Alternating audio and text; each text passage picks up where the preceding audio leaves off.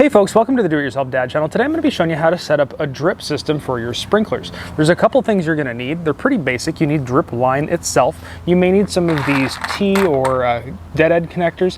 You're going to need some drip heads and one of these guys. This goes into where your sprinkler head would be and tees off into that line. Now these heads are all a little bit different and you're going to have to decide which one you want to use for your application. This one here is really good if you're putting it at the base of a shrub or a tree. It stakes into the ground, and then the top here actually adjusts so you can adjust the flow. Now, why would you want to have one of these systems? Let me show you. Now, we live in the desert, so there's two big reasons I like drip systems. It really conserves water because you're only putting water on the plant that you want watered. But the other thing I really like about them is kind of the same thing. You're only putting water exactly where you need it. So that means all this ground around here isn't getting water, which means you're not getting weeds. So those are kind of the two biggest advantages to putting in a drip system. So let's get started. I'll show you how to do it. It's pretty simple. Now, first you want to locate a sprinkler riser. There are other connectors that have different things like this on there that you can put on the end of a pipe, but we're going to use this. This is a sprinkler riser. So we're going to take our cap off.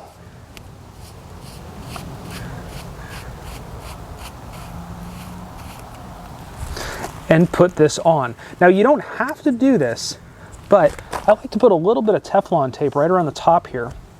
It helps just prevent water leaks. It's a sprinkler, so it doesn't really matter if you get water on the ground near it, but if you're concerned about that or just don't want the leaks, you can put that Teflon tape on there. And then this guy tightens down. And you want to just put it on hand tight.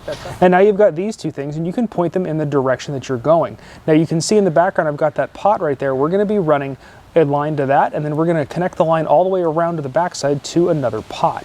So what we're going to do now is we're going to get our line, and I'm going to show you a little trick with this stuff because if it's not warm out, this stuff tends to retain its shape, and sometimes it's even hard to get it over those ends. And that trick would be our friend Mr. Heat Gun. So you don't have to use a heat gun. You can also use a blow dryer. You can use a lighter or anything else that'll get it warm. If you don't have any of those things, you can actually just get a cup of warm water, microwave it, and dip that into there. It'll make it a little bit more pliable, and then it's easier to put it on the end.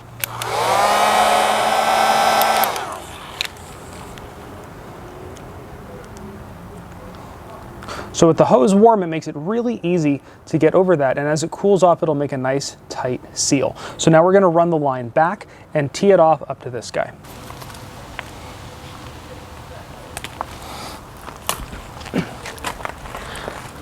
So we've got our line cut now. We're actually going to put a T connector on here, and the reason we're going to do that is because we're going to be running a drip head into this pot and then around our container pond. And if you're interested in the container pond, I'll show it to you in just a second, but we've got a video on how to make them in the channel. You can check that out down below. But we're going to put a T connector on here so we can run one line up to this pot and then another line all the way around the back. So let's heat that up again.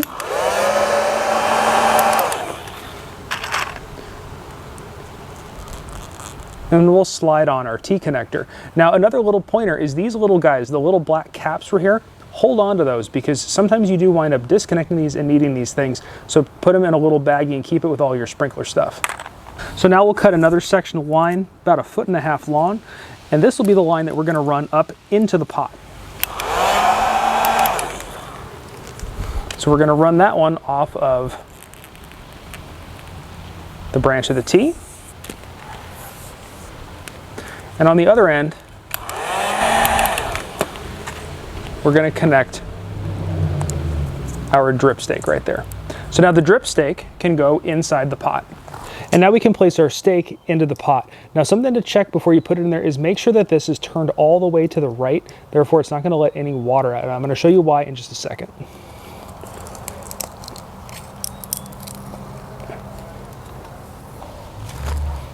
So you can see now on our T, we've added another piece of hose to the other end of the T, and we're going to run the hose around behind the container pond and over to our other potted plant. So we got the drip line run into the back of the pot here, and another pointer. So when you buy these hoses, it comes curled up, and it wants to retain that curl, and it makes it hard to run it in straight lines like that. So what we've done is we use that hairdryer again and heat it up to make it a little bit more pliable so it doesn't curl up. And we have that same kind of head down in here. Now, like I mentioned before, there are different kinds of heads, and I've got links to all this stuff in the description below so you can see the different kind of heads that you can pick up depending upon your application. So we've got a line going to that one, and then another line going to this one. So now let's fire up these sprinklers and we'll show you how to adjust them. All right, so we've turned on our sprinklers, so now we can come in here and adjust these. Now you notice there's no water coming out, and I had mentioned before that we are going to be turning these off when we installed them. The reason for that was if you turn them on, they will spray everywhere, and now you got to run over to them and you're going to get yourself all wet. Maybe it's hot out, maybe you want to do that, but I didn't. So we're going to come in here and gradually turn this to the left. And you'll start to see water coming out. And you just adjust these to the flow rate. Now be mindful that if you have multiple of these on the line, as you adjust them, the flow rate's gonna change because you're adding more heads to the line. So you might have to go back and readjust. So now we've got this one going, we're gonna go and adjust the other side.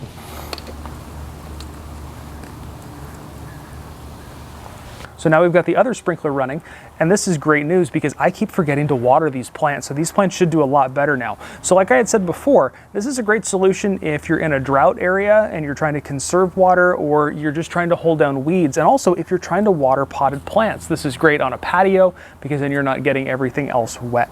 So if this video helped you out at all, please give it a great big thumbs up. That feedback really does help the channel. If you got questions about drip systems, be sure to ask them down below. I've done a lot of this kind of stuff, so I can probably help you out.